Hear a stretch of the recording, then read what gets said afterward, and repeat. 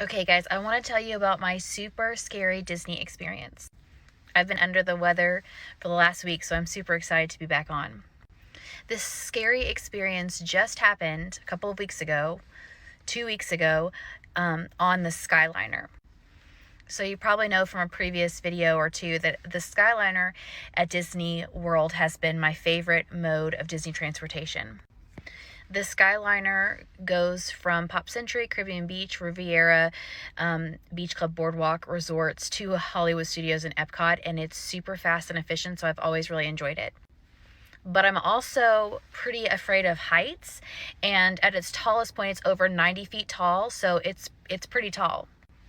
It's basically like hanging gondolas that move in between. So when it's moving, I feel like it is another adventure on Disney property. It's like a super fun experience. I think it's like a ride.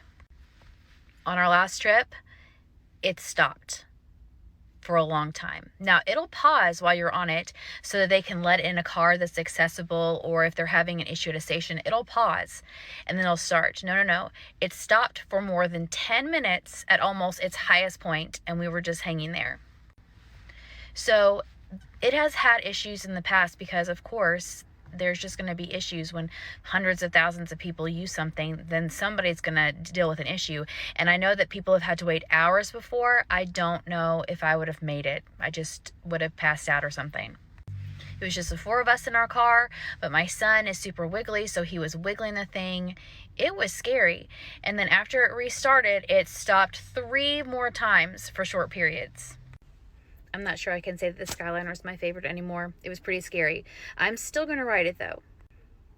The moral of the story for you is that if you're afraid of heights, then potentially a Skyliner resort is not going to be the best pick for you. And I'm not questioning the safety of it. I know that everything at Disney is super safe. This is merely about my irrational fears. Okay, what about you? Have you ever gotten stuck on the Skyliner?